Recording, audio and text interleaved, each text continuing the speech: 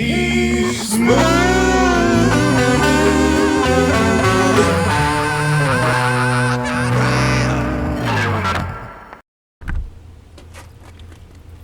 Ladies and gentlemen, welcome to Conrad's As Yet Untitled Nighttime Podcast.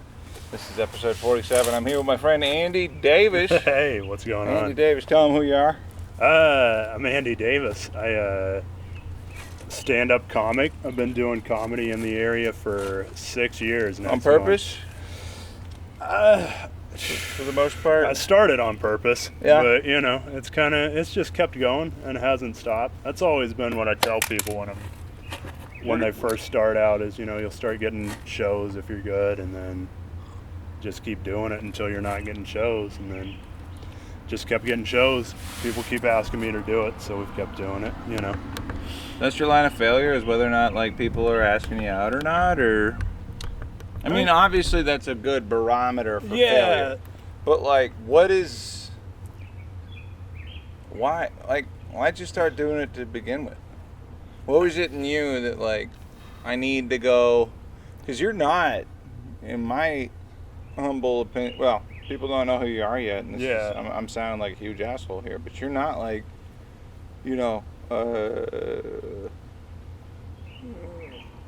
social butterfly cocaine addict type, you're for sure. You're I don't know. I feel like the pulse of the party. You're not the life of it.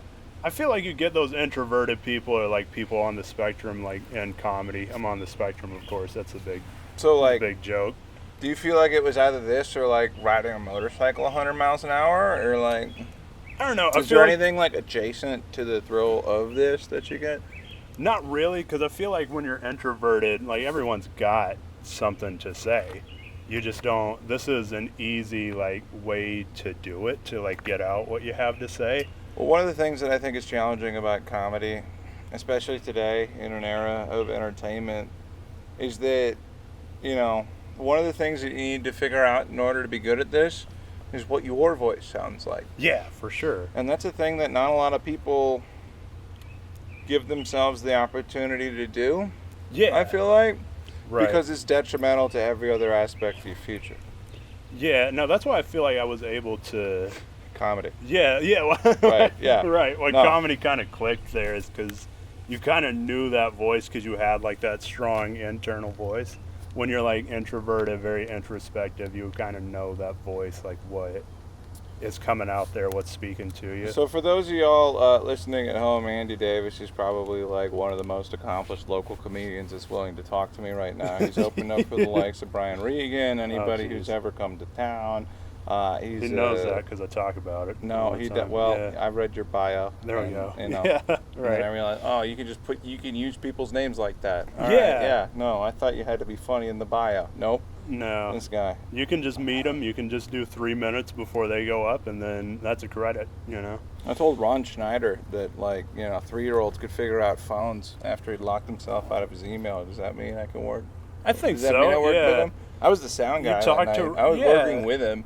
He told me you technically what shared to do with the cameras. Yeah, you technically shared the stage. That's right. When you're the sound artist. I was on before everybody got there and after everybody left. So right. When you're the sound artist at stage, his performance is your canvas. You worked with Rob Schneider. So there's a loophole there. So I should be taking pictures of myself with that logo behind me after doing all kinds of dynamics. Right. Yeah. Man, I feel like that's why the open mics got shut down there. Is too many comics that building were posting pictures with the Grove behind them. Well, I don't know what the hell he expected, hosting an open mic, expecting comics that he didn't like. Yeah. Excuse me for saying so, but Jesus Christ, I've absorbed so much terrible entertainment in my career as an open mic host that I've started to dissociate out of self-preservation, and it's starting to negatively affect me in aspects of my life that I don't want, listening to people who love me. Yeah, I don't know how you have the mental fortitude to do. Is it 2-3 open mics a week? I do. That you're running? I run. Okay, so last night I had it first. There was the original host of the open mic had a scooter breakdown, and this was like a music event at this big guitar gallery that's just like, imagine going to imagine you're into guitar right, or instruments in general, and then Yeah. there's a venue that like has all of that shit just hanging from the ceiling.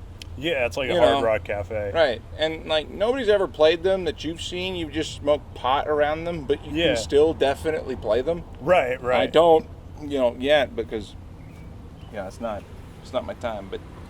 But no, like first week I went there, like they had a substitute host. The sound guy did it. Yeah. Second week I went there, and this is why I was in at Trailside. They had a backup for the backup. Yeah. They dropped out because of a family thing. Hey, Conrad, do you want to host? And I'm like, well, I have the equipment, Yeah. and give me free beer, and then they did. And now everybody thinks I works there. Yeah. So, that was a night that, in hindsight, like, past all the shit of, like, dealing with entertainment in its rawest form. Yeah. That's one of those nights that like took at least 5 years to have. Right. Yeah.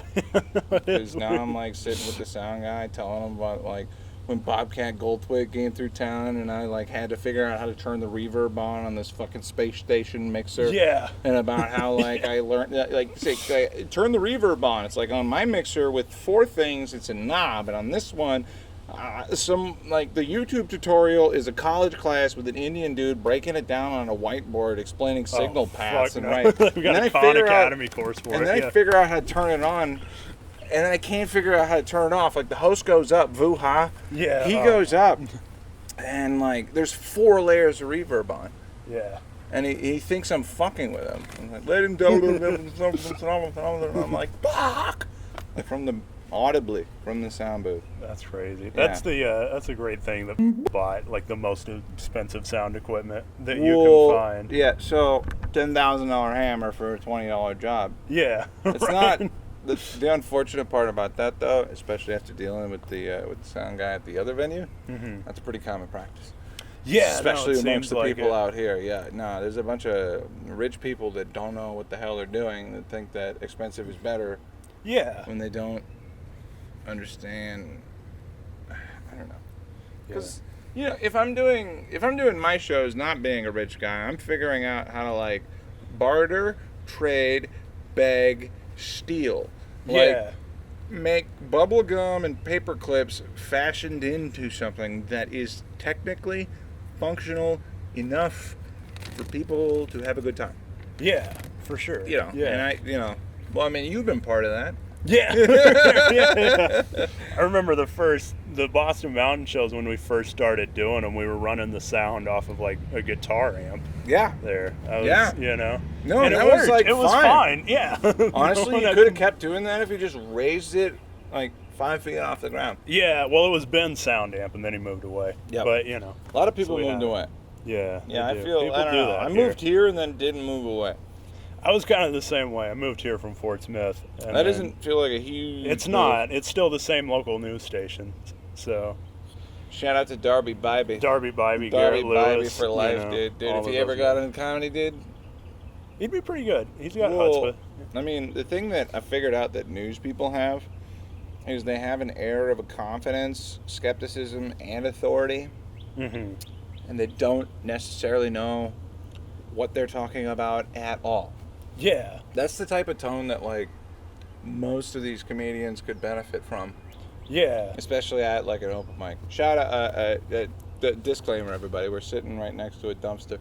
About 600 outside of New yards away Providence, from an open mic. In the shade after it rained on a day that could have been 115 degrees, but, Yeah.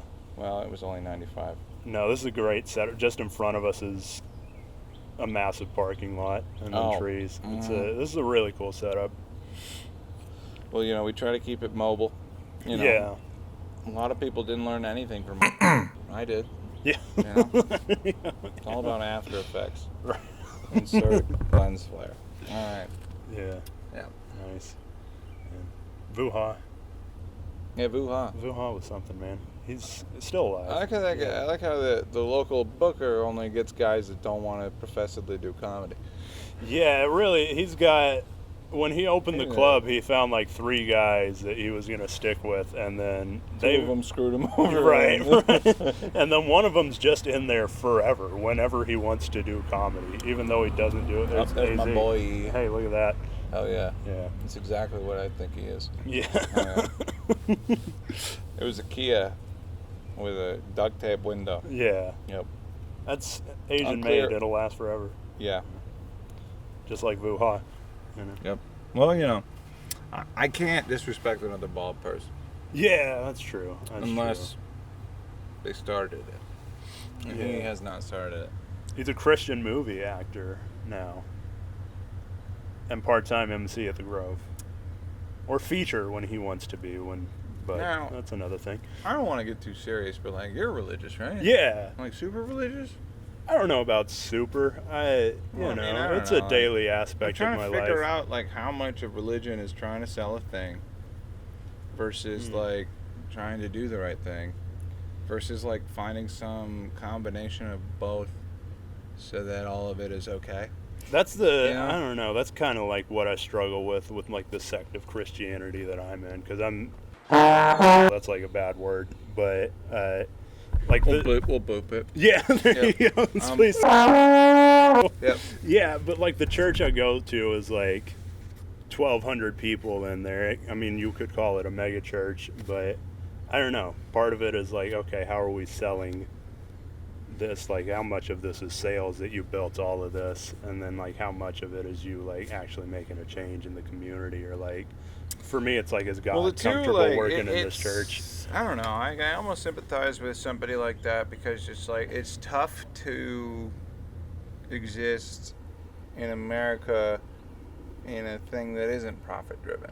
Yeah, And the thing that I see that's like most troubling here recently is like people that are taking on causes, Mhm. some big ones, and I don't need to name which ones. yeah, But you know, like whenever we go from like having a conversation about what one group of people does to another to picking sides in a literal war after being taught, you know, a new vocabulary word about disinformation, it just Yeah, seems like yeah. everybody's just like they threw their critical thinking in the trash, and they're not even concerned with like picking it back up again because everybody's just like waiting for the next thing to yell at each other over about. yeah, And that I'd rather have religion yeah. than that.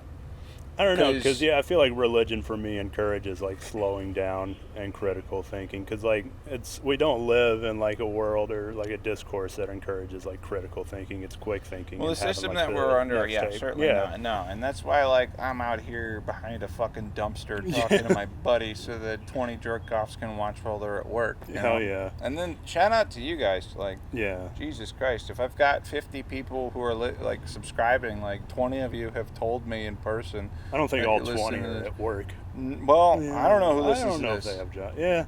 You know, I'm not saying that I'm a guy who has the time to like watch the list and see if it goes up, but like I've submitted for a comedy festival before, so, Yeah.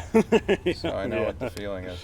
I haven't done that where I'm watching the views on the comedy fest. I just will watch it once and be like, this is good. I'm gonna submit it and be done with it. Which is probably not the best method to getting accepted to comedy no, festivals. I think that okay. So somebody, there was another podcast. God damn it. That you know, I'm trying to justify how much polish I put on this show. I Yeah. want it to feel raw, and I want it to feel DIY, and I want to compel as many people to get involved with this thing that Yeah. I'm doing as possible, because like the more people that do it, the more that it elevates me, the more I can elevate them, vice versa, Yeah. etc. And you know, like I said earlier, like there's such a thing as too much, you know, like production quality. We got a field Yeah. recorder. I'm gonna edit it with AI. Right. Like, there you it's go. gonna do all the mixing for me. Yeah. I'm gonna highlight all the problematic words. I'm recording on my phone right now. Yeah. and We then I'm are gonna- behind a dumpster. And, again. and then I'm gonna make the colors work. Yeah. You know, and this is technically golden hour in the middle of goddamn June, Yeah. because the solstice was a couple of weeks ago. Like anybody that, I don't know, I feel like that at least is somebody that absorbs a lot of amateur entertainment. Yeah. for the 1 in 20 that you put on that take to it. Right. That feels really good. Yeah. You know, No, because for then sure. you watch them and it feels like it's you. Yeah. You know, maybe I should have kids. Maybe. That's what it sounded like. Yeah. You know? I don't know. I always feel like I'll be proud of the kid Yeah. striking out over and over. yeah. You'll get it in your 30s, kid. Yeah. Yeah, no. You won't Yeah. want to hear that. I don't know. I always feel like when They I put won't, out yeah. like when it's a local comic putting out content, it's always like for other local comics. I feel like it's kind of our own ecosystem of us supporting it. Well, I heard another crazy notion, and this was like, so I listened to this thing about writing, and it Mhm. was talking about like how all these like super successful books were written for one specific person. Yeah. Like J.K. Rowling wrote Harry Potter for herself, Yeah. like famously on napkins. Yeah. Like whenever you get into like trying to produce something artistically for the lowest common denominator, Yeah. it puts a shine on it that like makes it into, I guess, what people would regard as like hack or Yeah. soulless or Right. Right. just, I don't know. I don't want to say bad because a lot of the bad stuff that I see is just like technically Yeah. It's just poor. like it's The writing is objectively there. bad. Yeah, they just don't know how to talk. Right. Right. How'd you learn how to talk? Being an autistic guy. I just picked it up from around. You know, I was able to read very early. That's Like it. very early? Yeah, I'm probably like 3 or 4 years old. I kind of just put it together. Jesus Christ. Yeah, I just put it together on my own. That like, oh, you put the sounds that the letters make together, and then You want to hear some? Okay, so I learned how to skate at 3 years old. oh, that's incredible. Like, what Yeah. kind of skating? Ice skating. Oh, geez, I don't Yeah. even know how to ice skate. And then when I was 4, they gave us a nut cup, yeah, and I threw a tantrum. I cried and cried and cried because I couldn't remember how to skate with this fucking stupid nut Yeah. cup. Yeah.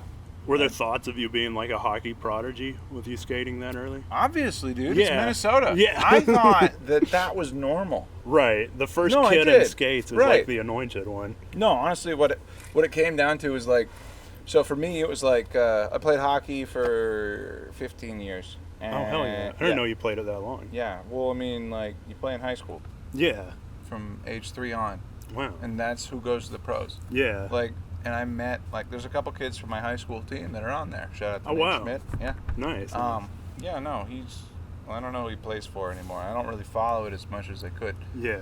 You know, the puck is so small, my vision is failing. Yeah, that's me too. But I just feel I was watching the Stanley Cup and my vision's going too. I need to get to an eye doctor, but it was just I had no idea what was going on. I just saw dudes skating around, couldn't see the puck for the life of me. I could tell you exactly what was happening. Yeah, No, I took it for granted, yeah. 100%. Like, have you ever seen Miracle on Ice? No, You I'm familiar fucking with un-American it. Yeah, piece of shit. I'm familiar with the So story. Miracle, you know about the story? Yeah, the Lake Placid. Yeah. Yeah. So Herb Brooks, Okay. the coach of that Yeah, team, yeah.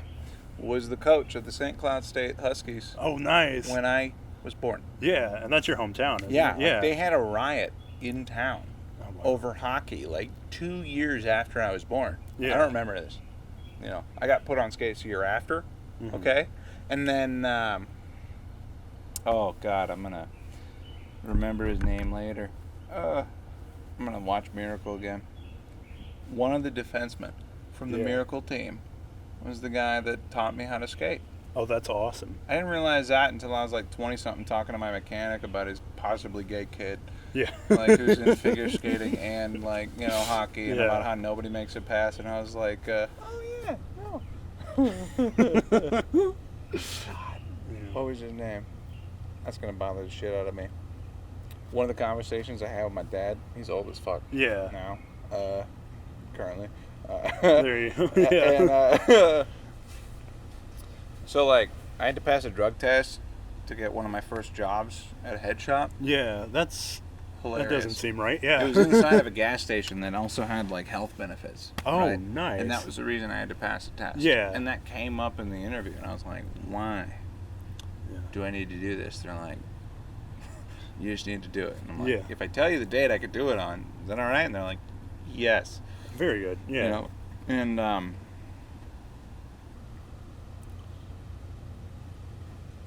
forgot what the fuck I was talking about. I don't know. You know anything about the Vapor Maven organization? Yeah, I know everything about that. Okay, so they live in my apartment complex, like all the people from the Indian subcontinent that work for them. Andalusia. Do what? That's the word. That's where they're from. Oh, okay. There you go. Yeah, but they Andalusia. rotate them in. Like it's a different set of Indian people, like every month across from me in our apartment.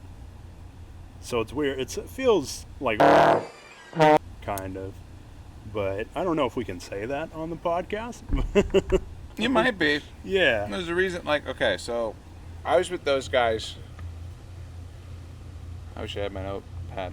I was with those guys when they had 2 stores. Yeah. I'd see all kinds of questionable things, like undocumented, underage, blank, finding Right. a bag. Like, there's this possibly undocumented kid who spoke really good English, who Yeah. found a bag of white powder on the ground in a parking lot in a sketchy motel. Right.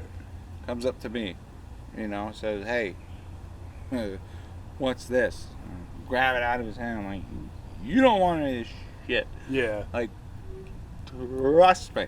Like, if it doesn't come out of the ground, don't fuck with it. And if you can, get out of here. Yeah. Like, Like, oh, yeah. God. Yeah, no. I worked in a vape store, like when it was brand new. Yeah. Where my job was literally to, like, at 19 years old, to put on a lab coat and pretend I had answers. And Yeah. this guy was too cheap to go out and buy, like, actual lab instruments. Yeah. So we'd go to, like, Home Depot and make a centrifuge out of some PVC pipe and a blender, Man. Yeah. and then smash cut to, like, a fucking Wile E. Coyote type explosion on our fucking because like, a blender only has 1 speed. Yeah. And the last thing that you do before you modify it is you tear the sticker off. It says not to do that. Yeah. And we did, and, like, we fired this thing up, and a blender blade is only like an ounce, like, Yeah. less than that of metal. Like, it's, Yeah, it's a yeah. few grams Right. of sharp, hopefully not aluminum, right? Yeah. And we had just attached, like, a 5-pound top to it. Yeah. And the idea was we need to filter the seed juice because we made it out of insert a thing. Yeah. There's a process that you can use. It also works on candles. It's how you make Okay. yeah, no, and it works Yeah, on yeah. everything. I was just Okay. trying to get high. Like, yeah, we figured out so much chemistry just trying to get stoned. And That's how it works. That's where good chemists come from. we flipped the switch on our homemade centrifuge, and the thing just starts spinning. Yeah. And it gets, like, you hear the RPMs, and it just keeps rising and rising. And there's no gears on this thing. This Yeah. is when we realize this. It just keeps getting faster. And then eventually, like, the thing that we made to attach to the blade got loose, and we had, like, this containment structure, like a classic, like, Yeah. scientific ring stand. I'll show you a picture. It exploded. This 4-pound top full of, like, nicotine liquid Yeah. suddenly shoots immediately up into the air. All of the liquid inside of it got instantaneously vaporized and, like, shot out against the wall. So, like, you see, like, a silhouette of, like, 2 dudes holding clipboards, like, Yeah. against the walls of this thing. And I remember having the thought at the time. I was like, I don't know when the next job I'll have will let me wear a lab coat. Yeah. And then 2, I probably need to distance myself Yeah. from this. No. Because we'd order sandwiches, and the Jimmy John's guy would Yeah. come in, and then panic. What's going on here? Yeah. What's it look like? The Jimmy John's guy was doing that? Well, yeah, Oh, jeez. Yeah. What a narc. Yeah. I know. Well, he didn't narc. Yeah. We're making e-juice. Right. And Yeah. no, but it looked the same. Ultimately, the reason I quit that job, though, is, like, in the early days, we were ordering, like, barrels of raw materials from whomever would sell them to us. Yeah, that's usually Like never propylene, good. Yeah. glycol, vegetable glycerin. No problem with that. Yeah. All that was pure. Right. The problem was getting it out of the barrel pumps from Home Depot. Yeah. Dealing with the chemical reactions between like what was in the thing versus what it would do to the pump. That was another thing. Yeah. And then 3, like, it was in a roach motel. Mhm. And predictably, a roach got into like one of these, Yeah, of like, course. you know, gallons of, like 50-gallon drums of precursor. And I Yeah. asked my boss, I'm like, what do we do about this? He's like, well, just scoop it out and shut up and do your job. And I'm like, well, fuck everybody with seafood allergies, I guess. You Yeah. know, I gotta get out of here. It was bad. He's gonna kill somebody. And now he's the most successful Yeah. entrepreneur in that regard, period. And, you know, part of me, like, I'm in a tough spot now professionally because I'm still Yeah. doing the same thing 10 years later. Right. And the only thing that I have, like, going for my job, the biggest thing that I have going for my job is that because I've been around since literally day one and because everybody else is dead, Yeah. nobody knows what the fuck's going on. There you go. So I get to set my own schedule. Yeah. And explain to them how this stuff that I can get paid for half the time now, you know, like, is more important than, you know, the opportunity that they cheated me out of all those years ago. Yeah.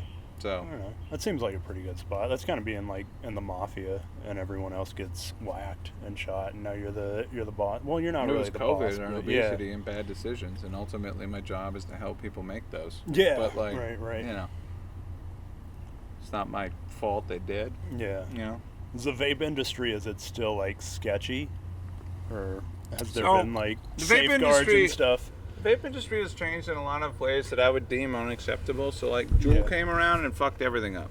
And Yeah. I don't know if this is hot for everybody, but, like, Juul came out, fucked everything up. Mhm. They made $5 billion. Yeah, they were huge. I in, think they had like, like Super Bowl in a ads. year. Yeah. Right? Taylor Swift made $1 billion in a summer. There were 5 times Taylor Swift. Jeez. Right? Yeah. Huge. And the only reason for that was because there was no maintenance. You did not need to drop out of electrical engineering school to know how to vape. Yeah, that's what I You just liked needed about to it. stick yeah. a thing on a thing. You just put the poop on the poop, and then you inhale, and then when it tastes bad, you throw it away, right? Yeah. And because of that, they were able to sell. They were able to sell a 0.7 milliliter. They were able to sell 2.4 milliliters Mhm. of liquid for $25. Yeah. Yeah. And then Yeah, as a it was result so of that, expensive. it's not done. Yeah. No, I'm not done. They were brilliant. Yeah. You know, they just took all of the hassle out of the thing. Yeah. But as a result, they got the attention of the federal government. The federal government regulates them. What they do Yeah. is they write a law that says that, you know, no more sales of pre-filled nicotine liquid pods. And as a result of that, the innovation that they use to come around it is by making these disposables. Yeah. One use, battery included with the pod, not legally the same thing. Yeah. Device. And now, instead of everybody throwing away a piece of plastic, which is generally regarded as being bad, Yeah. everybody's throwing a piece of plastic with a fucking lithium-ion battery in it. Yeah. Yeah, which, like, and, you know, on the flip side of that, Yeah. actually, there are some, like, smart landfill projects that account for Yeah. that, Right. that take the heat from the decomposition of all of those things Mhm. and turn it into stuff, Right. energy, Yeah. Yeah. you know? I think that's really cool. I don't know if is doing that. It smells like they could. Yeah. But, yeah, like, one of my biggest fears in life is that I learn enough to become an activist. 'Cause Yeah. I don't think I've ever seen one of those guys that's happy. No, it's a lot of work for no payoff at That's all. exactly Yeah. it, right? Like, Yeah. I don't want my life's cause to be something that doesn't make me money. Yeah. Yeah. I remember in high school, I went to a private school, so we had a headmaster, not a principal. But I was like really fired up and It's a trying magical institute. Yeah, it was Hogwarts. Yeah. I was trying to get like the headmaster fired because I didn't like him, and like we were trying to get like organize something, and my dad told me like this is just 1,000 pebbles that you're throwing at a tanker. So that's kind of the mindset I've taken with me when it comes to like activism or like getting into a cause that's not really worth it. you know? Well, so one of the things that one of the other things I listened to that impacted me, I listened to the goddamn thing twice. It was talking about how things just happen per chance. Yeah. The infinitesimal like possibility that you'd be a conscious being in this existence. The fact that an asteroid hit a very specific spot in Mexico that put a bunch of toxic gas in the air, and if it went like a mile this way, a mile that way, that anything that could not swim and or dig Yeah. died. And now this is here. Like, Right. things happen for no reason. Yeah. It's different than, not being able to influence Yeah. things. So, like, the fact that a lot of things are random Yeah. and that there is not as much control as would, I don't know, bring peace of mind to most people. Like, I think that the hope is that, you can influence Yeah. things into happening. Right. Right. I think. I don't know. That's why religion works for me, because that explains all the randomosity. And then, I don't know, you get that influence through prayer. I don't really know that prayer influences stuff. I more pray that my Well, it's mindset like, is like set You up could to replace the handle word it. prayer with the word intention. Yeah. Right. Right. And like, I mean, you're a formidable, like, stage performer. Yeah. That was a decision that you made at Right. a certain point in time. Yeah. Like, there are things that you can ultimately not totally control, but you can influence it, point it in the right direction. Like, yeah. Yeah. and then you can't ever account for, the thing that stuck out in that one podcast was like, everybody talks about like, you go back to the past, you can't touch anything, you can't change anything, you can't flirt with your mom. Yeah. Like, all of that is true now. Yeah.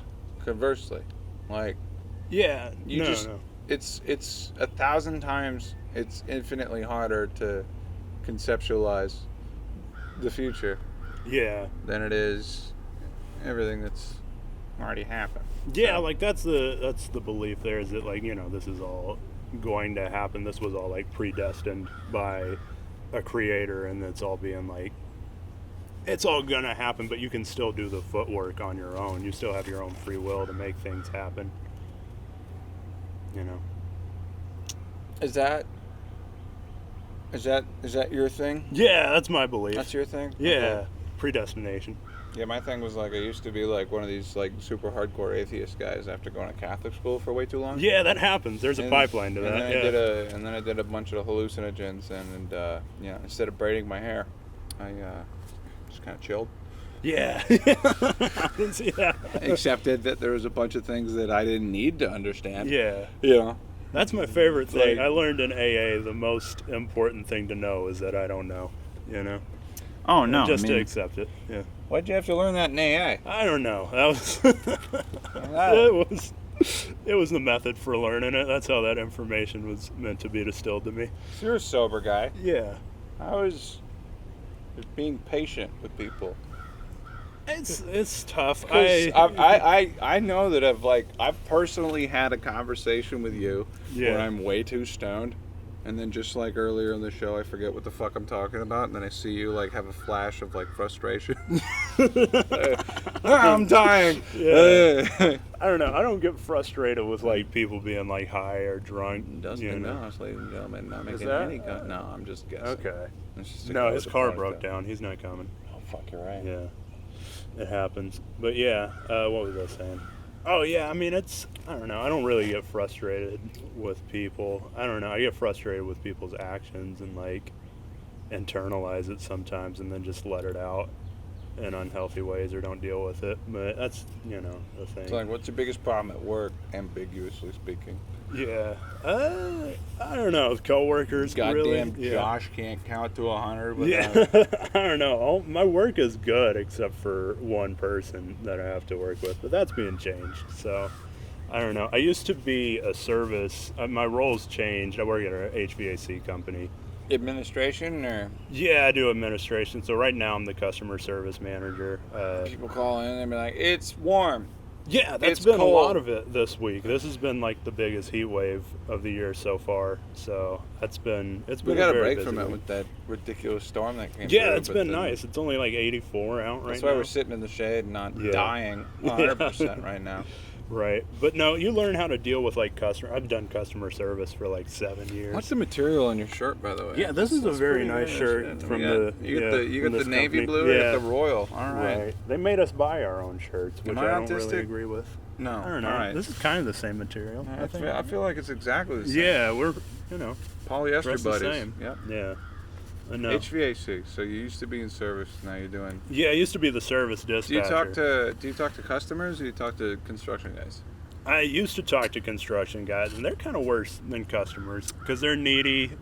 And you have to see them again. The customers you can just hang up on. Right. The construction guys you have to see every day and deal with the same bullshit, and like it's the repetitive aspect of it, and you get to learn like their personalities and then like resent their personalities.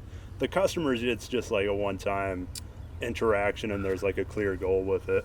That was kind of the opposite interaction that I had working construction in the field. Yeah. Because like I'd be making this cookie cutter neighborhood and insert neighborhood, Yeah. little I'm out here. What kind of And, construction did you do? I was doing residential electrician work. Okay, like new. Yeah. Yep. Okay, I get New what you're doing. construction Yeah. electrician. I'm climbing into the attic, trying to get Yeah. a tan on my head, cutting a slice off of it in the Yeah. process because the fucking HVAC guy put that aluminum tape up there. Yeah, it's And when always the worst tradesmen that do the new construction HVAC too. At least at our company. Yeah, But yeah. I learned a lot about not putting wires over the return and stuff like that.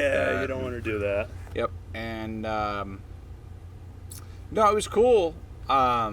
Unless there was another trade coming in. Because Yeah. every once in a while there'd be like some like tile guy strung out on pills who had like a new guy fresh out Yeah. of prison with a bunch of face tattoos and looking to get into a fight so that he could go get room and board again. Yeah. Because that's like a real thing. Like Yeah. these guys don't come out with any skills. They come out looking scary, but they're actually scared.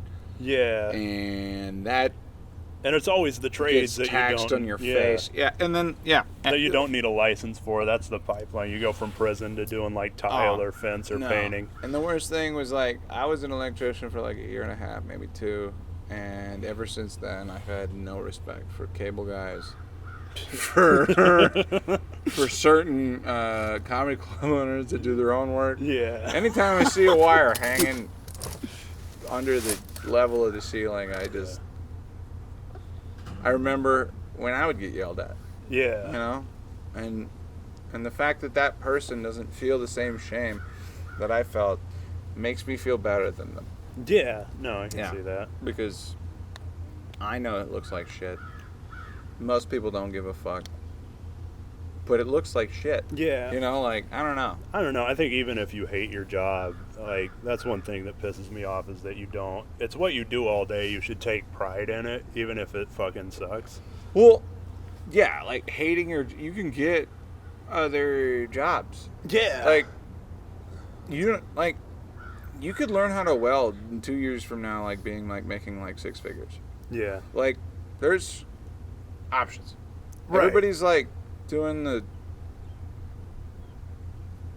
I wouldn't even call it the most obvious thing. It's just like whatever is the easiest Yeah. thing. That's my hottest take. Is like I've worked in food service. I believe you should be like respectful to the employees, but when they give you an attitude, like I'm gonna give it back. Like give a shit. you No, know? I mean that's my standard reaction with anybody. Yeah. Like my Part of wife the reason got- I don't have great relationships with everybody out here right now. Yeah. It's just- yeah.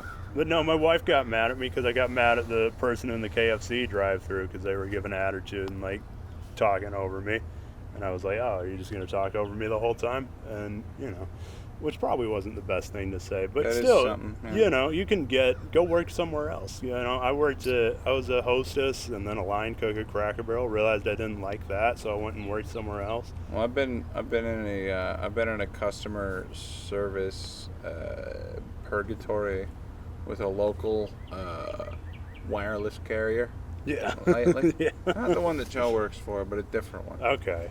I called this guy last Thursday.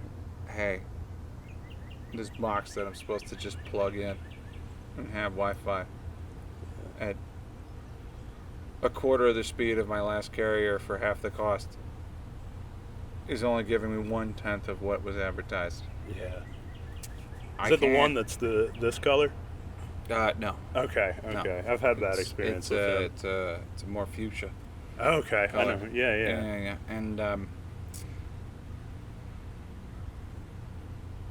I hate, like, okay, I don't know, like, the only thing that the kids that went to college have over me is, like, having access to, like, corporate jobs. Yeah. And even that, like, it doesn't seem like it's worth it. All of those guys fucking hate their jobs. Yeah. And, like, they all profess that they're only doing it for the money, but I don't, minus, like, being able to go out and do everything that you want. Other than that, like, it doesn't seem like it's adding up to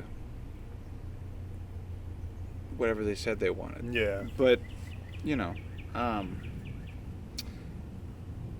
had a choice. There was a fork in the road. It's either deal with, Indian, Pakistani customer service and the credit card processing line of things, using Right. a wireless card reader, or dealing with Mike from Iowa. Yeah. And Mike from Iowa has been jacking me around, or his company, Yeah. kicking me up the priority chain for fucking 6 days. Jesus. You know? And now my bosses are like telling me no more excuses, and it's like, well, you can't tell me how to fix the problem. Here's the problem is, here's how we fixed it. And nobody's doing anything. Yeah. It's wild how like ineffective customer service is. I think it's like a post-COVID thing. Because I feel any customer service has been awful since COVID. I feel like Well, the dude, I work standard in a head interaction shop. is awful. I work in a head shop, and we just got I don't know. There's a guy that's no longer with us that was like saying stuff like nobody wants to work anymore. And it's like, you're the manager. With the title comes a certain level of responsibility, and what that means is that you are not allowed to not have answers. Yeah. You know. Yeah. And, I don't know. Something that I've learned from comedy, sales, Yeah. just in general, like,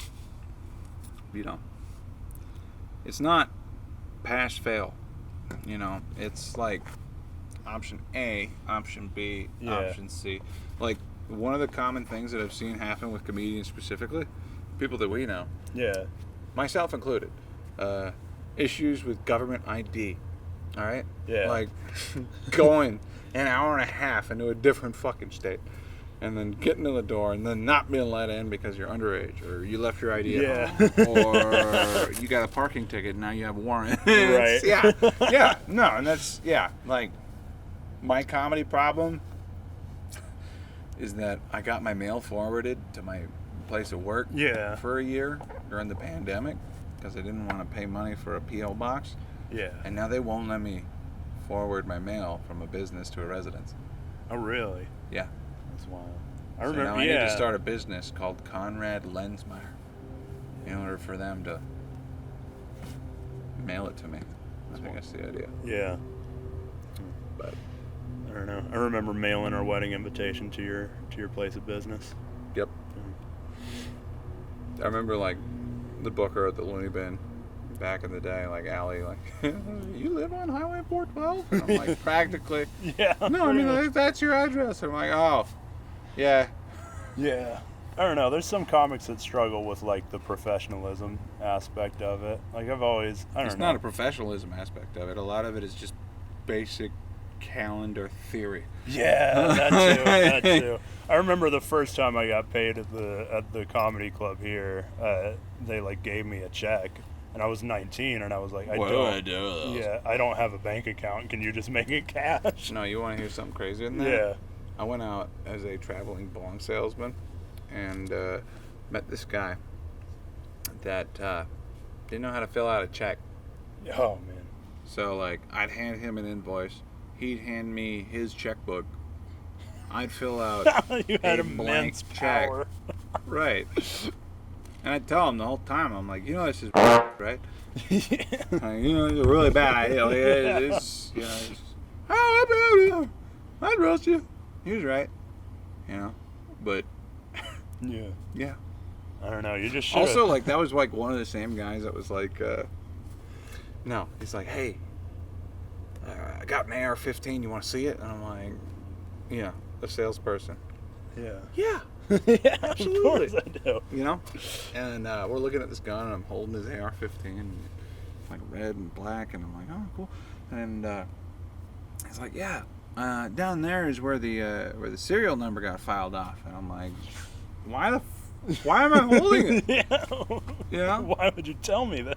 And this guy, I knew he knew better because this particular guy was like the son of an ex-police officer who started a dispensary out in Oklahoma. Yeah.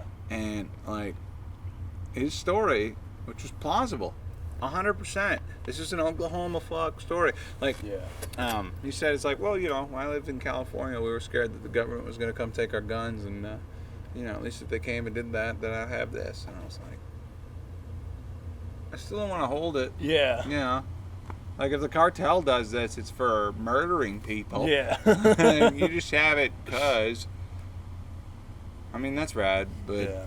That's a lot of trust to give you a blank check and an AR-15 with the serial number filed On the off. same night. Yeah. Yeah, it was over a span of time. Okay. You build rapport Yeah, with you build a people. rapport. Yeah. Yeah, no. My strategy for sales is to dress up like you and then just show up at your place of business every day Yeah. for a year without selling anything, and then you're like, what do you do again? Yeah. And you're like, There you let go. me tell you. Yeah. Yeah, no, and then you're in. And in fact, like I had one customer that I visited. This is one dispensary. Like, nice cars parked outside. I knew I had to get involved with these guys, and 18 times over the span of a year before they spent $150. And I'll never forget it because, like, the day that they spent $150 on bongs with me, Yeah. another guy walked out with $50,000 in 20s stacked like this from a weed wow. sale, and he was like talking on it like it was a phone. Yeah. Like you do, I guess. Right, yeah, that's And what then I'd I do took if my I got a little, lot of my little cash. thing and I put it in an envelope and I labeled it. Yeah. Yeah, no. But a year after that, they're spending like $5,000 every Monday. Like, Oh yeah. and that's how, patient stuff. Yeah. works. That's why, like, I don't hound people. Like, if I go eat a bag of dicks and piss off the wife of the local comedy club owner, I'll leave him alone for 2 years. Yeah. Yeah. And then when I come back, it's going to be kicking himself why he didn't, hopefully. So the Yeah. deal was like, this guy wanted me to send him a tape, of me doing comedy clean for 10 minutes. Yeah. So I'm trying to figure out where I can produce that tape. Yeah. Opportunity comes up last week at Tawnytown Winery. Okay, I meant to go to that. So- That's near my house. I live in Taunton. They got a guy who never done comedy before except for to interrupt bingo night, Yeah. and they didn't like that. Okay. So he hosts this thing. It's his Yeah. first one ever, and there's not a mixer. He doesn't know what the fuck they're doing. I show up. Oh, here, let me see. Let me show you what he got. Yeah. And then, he lets me do whatever I want. Set up my thing. And it's tough because it was like, it was 9 minutes and 47 seconds, That's close enough.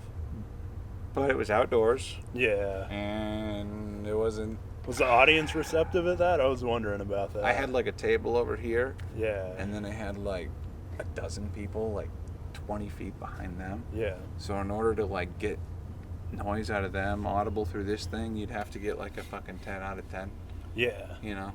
and I don't know, there's a few of those. But the main thing was like there's kids swinging in the background. Yeah. Like, I'm like, Yeah, they've got a whole ass yeah. playground there. And then I did the whole like comedy festival submission thing where I made it unlisted, and then I just looked for the 0 to turn into a 1, Yeah. so that I can tell Chase that it's okay for me to make $20. Yeah. I don't know why. I don't know why. Chase is asking you for 10 minutes of clean material? No. Okay, I Bill was is. about to say. Okay. It says Connie can't. Shit. Yeah, it says Connie can't go up there until he gives me X. Okay. Yeah. Yeah. And then I did. And I'm not gonna press him on it. Yeah. Probably just gonna go get booked everywhere else. Yeah. I don't know. I don't know. Chase kept giving me the advice to like press Bill on like featuring, and I did it. And I got to feature, but I feel like it pissed him off, and he won't have me back for a little bit. But who knows? Well, like I don't know. My It's whole hard. problem- It's my- hard to read them, but kind of also easy to read them. my problem with him is like he's the type of guy that like I think part of his issue is that he loves being on stage so much. Oh, dude, that's the whole reason Any- he's got a anytime, club. Yeah. anytime he sees anybody, like especially somebody that he helped start in his Yeah. mind, like, who also put in like the work night to night to night to night to night, because like he's been getting kudos from like, headliners and stuff. Yeah. He wants to feature, and I asked him, I was like, where would you do that outside of here? Because I'll put you on that show. Yeah, I You would know? book him. I would I'll book him give for you, sure. We'll yeah. give you a pseudonym. We'll Yeah. fucking, but, he's who he is, and,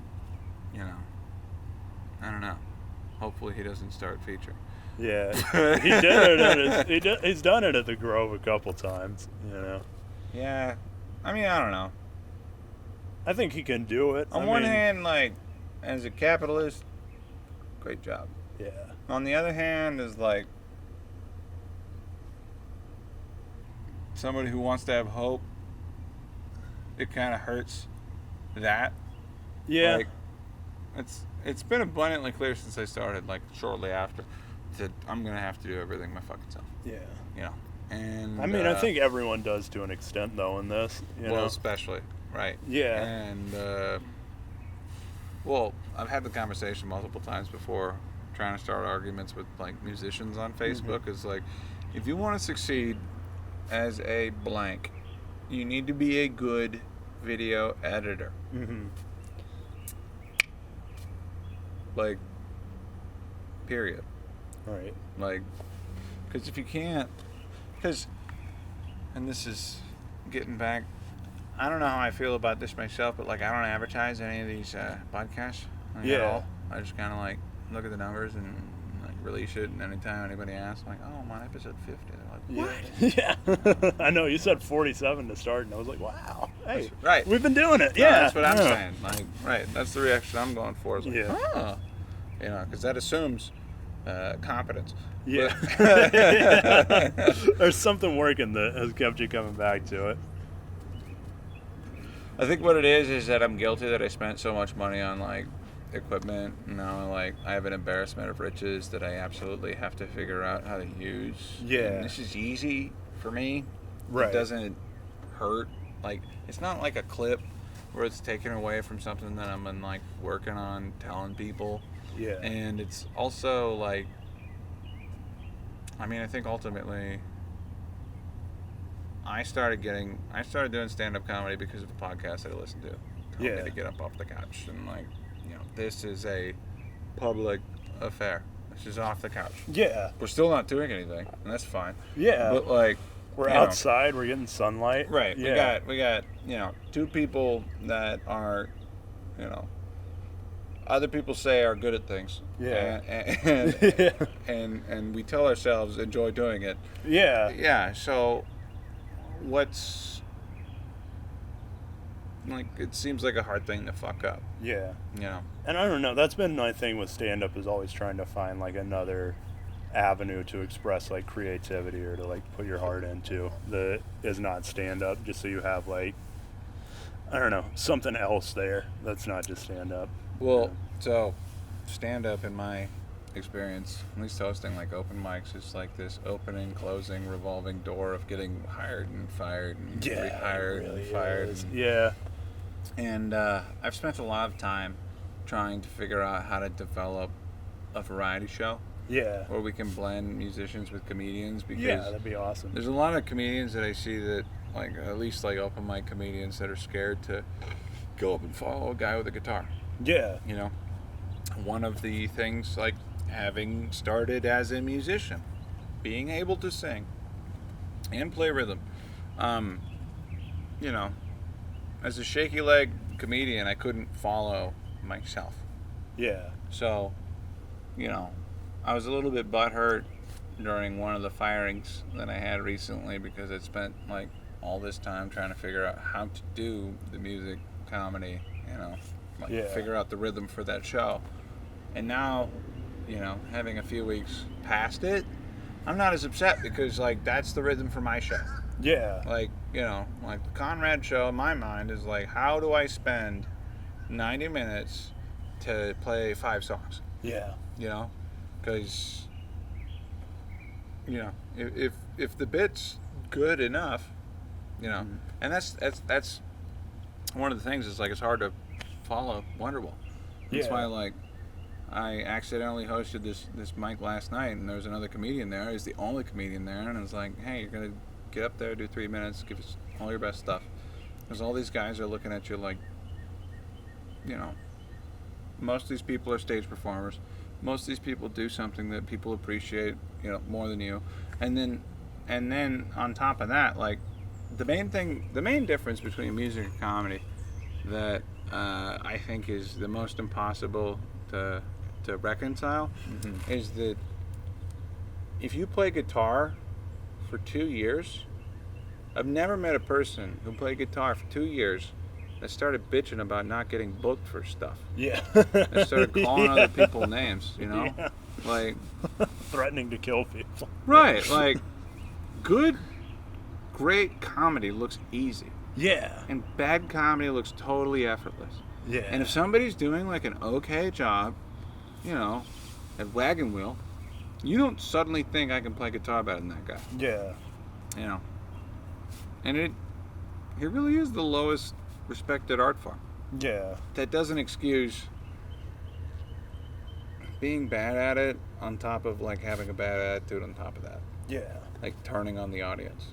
Like, Oh, dude, I hate that. Like- I hate that. When locals are just fucking. I don't think you should ever acknowledge that it's going bad up there, because like then you're like telling the audience like, why are you laughing at this? well, my low water mark for gigs ever was like driving to Little Rock for $20. So we're losing gas money off the top. Yeah. 2 people at the show. One of them's high on meth, and I know that because she's louder than the 200-watt PA. Yeah. And she would respond to every single thing that I'd fucking say like it was a podcast, right? Yeah. Except that I'm on stage with a microphone, she is not. Heather. And the only other person in the audience was trying to fuck Heather. Oh, no. I remember trying to do like 10 minutes with this lady, and it felt like an eternity. And then, I don't know, it's probably been like 4 years later, I had this gig out in Eureka Yeah. where I'll play from noon to 4. Yeah. Yeah. That's every song that I know, plus crowd work on Babies, plus a couple of them twice, you Yeah. know, type shit. Like, and one of the jokes, like, I wouldn't watch Santana for 4 hours.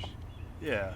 I start playing the gig, it rains out. Like it's an outdoor thing. Like, water is like rushing from behind the stage Oh no. into where everybody's sitting, Yeah. Yeah. and what turns into a packed house turns into 2 people. Yeah. And then I performed for those 2 people for fucking 3.5 hours. Jesus. They were from out of town. They hung around the whole time. They thought Yeah. I was like good enough. And like, you know, to pat myself on the back, like, you know, I went from Heather to like appreciating that this Heather was not tweaking. Yeah. And then like not being so proud as to not do my, like, perform for those 2 people. Because in my mind, at least, maybe it's maturity, I hope, but like,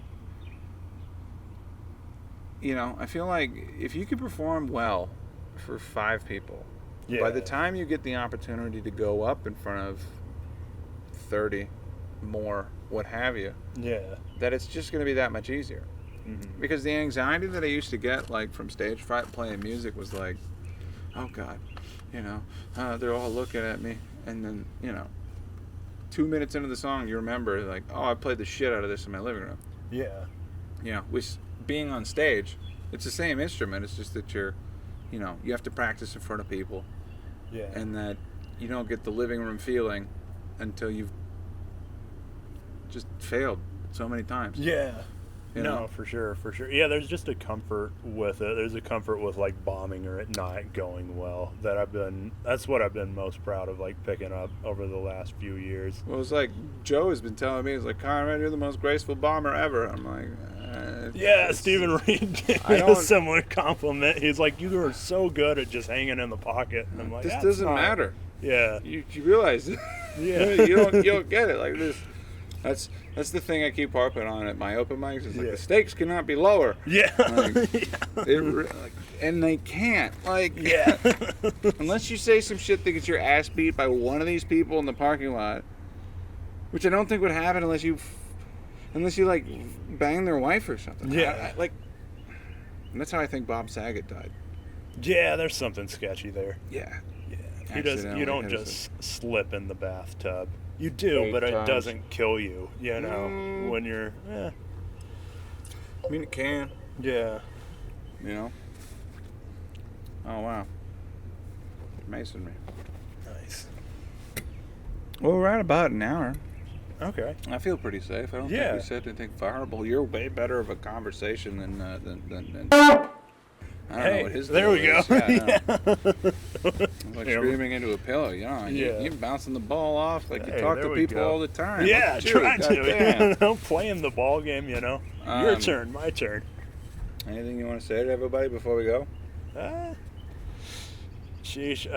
Boston Mountain every second Friday. It's gonna start getting better. They're gonna do some renovations to the brewery, make it more of a stage, and that's cool. you know, you're not just in the middle of the place yelling at people that are somewhat interested. But yeah, that's every second Friday. H Club is it's once a month. It's not a set thing, but you know, you can get tickets there. You can get your membership for thousands of dollars and also hang out there. It's a wild place. But So you got 3 showcases a month? I've got 2. I've got Boston Mountain, I've got the H Club, and then Okay. sometimes Raj will ask me to run his thing. Yeah. I remember one time I turned him down for a gig to run my open mic, and he was Yeah. like, sorry, I don't know you that well. Yeah.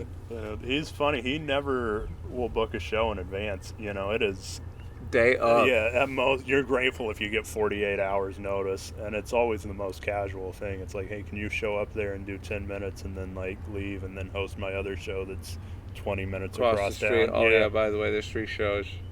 Yeah, there's 3 Yeah. shows. And the comic is the most famous person you've ever worked with, you know?